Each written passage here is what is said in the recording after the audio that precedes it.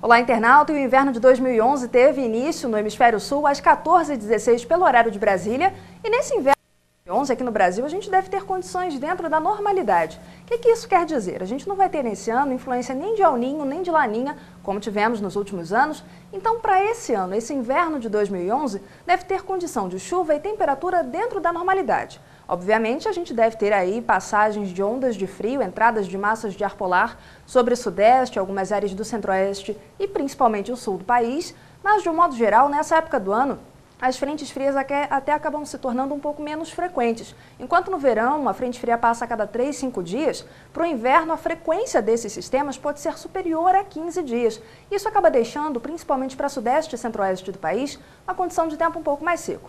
Além disso, nessa época do ano, uma intensa massa de ar mais seco, que atua normalmente no oceano, consegue avançar pelo Brasil e por isso a gente acaba tendo tempo um pouco mais seco para sudeste, centro-oeste, interior do nordeste e algumas áreas da região norte. A gente consegue observar essa condição já no mês de julho, o primeiro mês do inverno, mostrando, a gente vê aqui no mapa de chuva, uma condição de tempo seco, principalmente para o interior de Minas, também região centro-oeste do país, interior do Nordeste, do Tocantins até o sudeste do estado do Amazonas, uma condição de menores volumes de chuva. Isso se deve por conta dessa massa de ar seco que dificulta já o avanço das raras frentes frias que avançam pelo país. E aí também elas acabam dificultando o avanço dessas frentes frias e como a umidade da Amazônia não desce para encontrar esse sistema, não passa pela região centro-oeste, a gente acaba tendo uma condição de tempo um pouco mais seco. Nessa época do ano a gente já começa a observar também altos índices de queimada, principalmente sobre a região centro-oeste do país e interior da região sudeste. A gente vê que para o mês de julho a chuva vai ficar mais concentrada principalmente na região sul, devido às frentes frias que chegam até a região, principalmente Rio Grande do Sul e Santa Catarina, com maiores volumes acumulados, também litoral do Nordeste, da Bahia até o Rio Grande do Norte, por instabilidades associadas às ondas de leste, que são instabilidades que avançam pelo oceano e atingem o litoral nordestino, favorecendo a ocorrência de chuvas de grandes volumes acumulados. Essa época do ano não é muito boa para viajar para o litoral do Nordeste, não, porque é uma época mais chuvosa. Você pode até observar que nessa época do ano os pacotes de viagem são mais baratos para lá porque tem chuva um pouco mais constante. A condição de chuva também acaba ficando um pouco mais concentrada na região norte, sobre a porção norte da região, principalmente noroeste do Amazonas e também o estado de Roraima. Já mais para a porção sul da região norte, a gente observa, assim como na parte central do Brasil, uma condição já de tempo um pouco mais seco. Para o mês de julho, a temperatura mínima acaba ficando um pouco mais baixa, principalmente sobre centro e sul do país. A gente vê aqui no mapa de temperatura mínima uma condição de temperaturas mais amenas, principalmente sobre as áreas de serra da região sul, também da região sudeste. As regiões sul e sudeste como um todo acabam tendo temperaturas um pouco mais baixas, assim como Mato Grosso do Sul.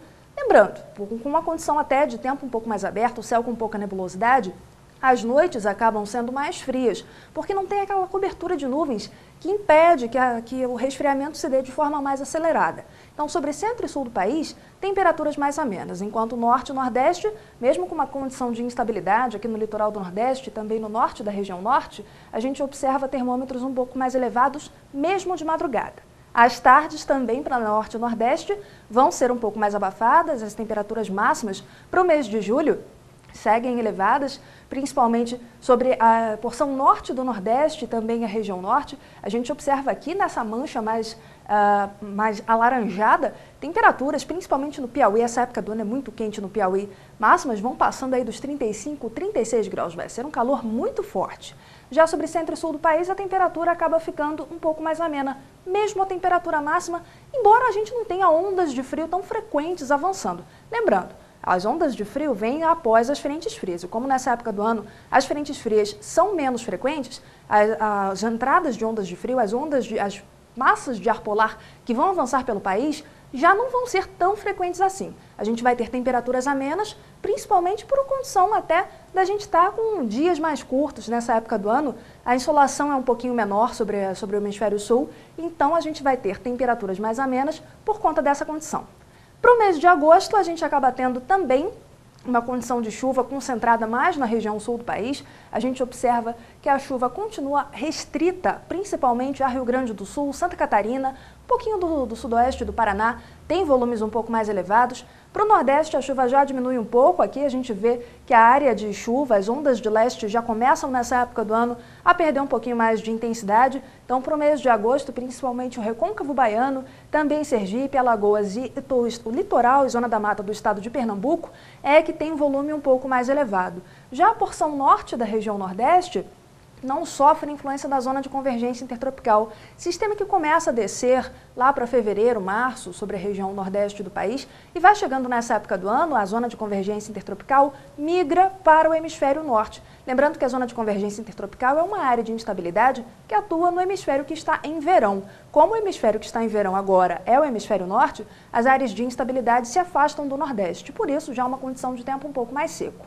Para a região norte ainda persistem as chuvas um pouco mais constantes na porção norte da região, mas já com volume acumulado um pouco menor. A gente observa para o mês de agosto o volume de chuva já diminuindo, enquanto o sudeste e centro-oeste com a condição ainda de tempo um pouco mais seco. Apenas Mato Grosso do Sul e São Paulo é que com eventuais frentes frias que vão passando, vão tendo um volume de chuva mais ou menos regular, mas ainda são baixos para essa época do ano, são baixos se comparados aos volumes de chuva que a gente tem no mês de janeiro, por exemplo.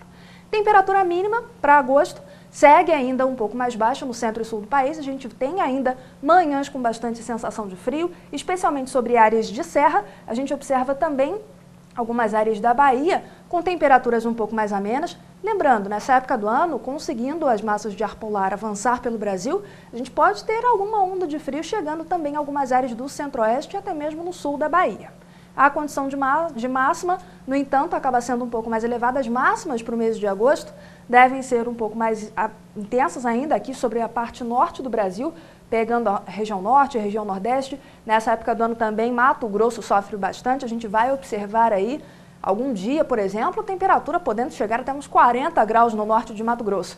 E pode acreditar que nesse dia a umidade vai estar baixíssima, pode estar abaixo até dos 15% e o risco de queimadas acaba sendo muito forte por conta desse tempo seco e com temperaturas bastante elevadas.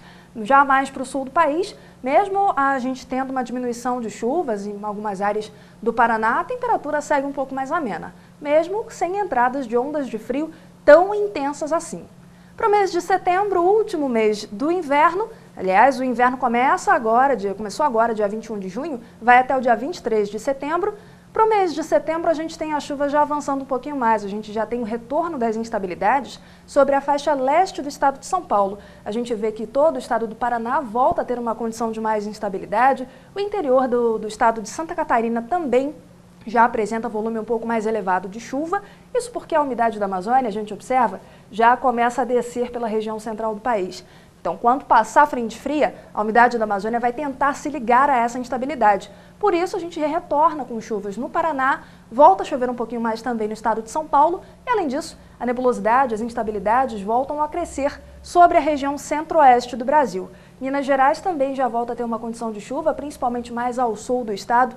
A gente já volta a ter uma regularidade na chuva para o mês de setembro e, finalmente, o litoral do Nordeste já não fica com chuvas tão volumosas assim. A gente vai ter influência daquelas pancadas de final de tarde que podem ser moderadas, mas não são tão contínuas. Temperatura mínima para setembro segue um pouco mais amena, principalmente na porção centro e sul do Brasil. A gente vê até ondas de frio chegando um pouquinho também a Minas Gerais. Lembrando, com a chuva voltando, a gente acaba tendo entradas de ondas de frio também. Então há a possibilidade da temperatura ficar um pouco mais amena. E isso acaba fazendo com que até algumas áreas do sudeste e centro-oeste possam sentir um pouquinho mais de frio no mês de setembro. Para o norte e nordeste, tempo ainda abafado, e as máximas para o mês de setembro, para o último mês do inverno, já seguem um pouco mais elevadas, mesmo no centro e sul do país. A gente vê a máxima para setembro, as temperaturas máximas para o último mês do inverno, já ficam um pouco mais elevadas também aqui em Minas, interior do estado de São Paulo também com o tempo um pouco mais abafado, e apenas o centro, apenas o sul do Brasil fica ainda sob influência da temperatura um pouco mais amena. Norte e nordeste ainda com bastante sensação de calor.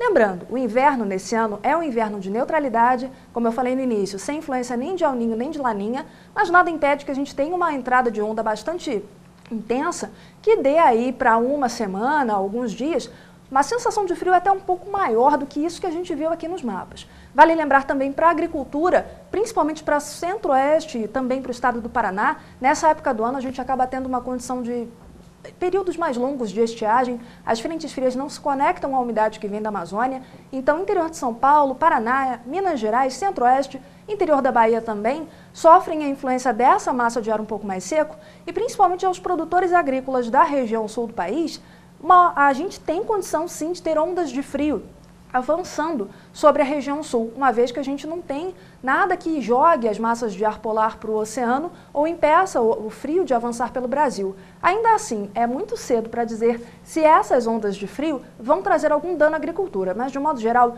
no ano de neutralidade, a gente pode esperar qualquer coisa. Mais informações que você queira saber sobre a cidade dia a dia, para a previsão, para a sua cidade, durante todo o período de inverno, e aliás, para todo ano, continue acessando o nosso site que a gente muda a previsão, a gente tem novidades todos os dias aqui no nosso site. Continue acessando.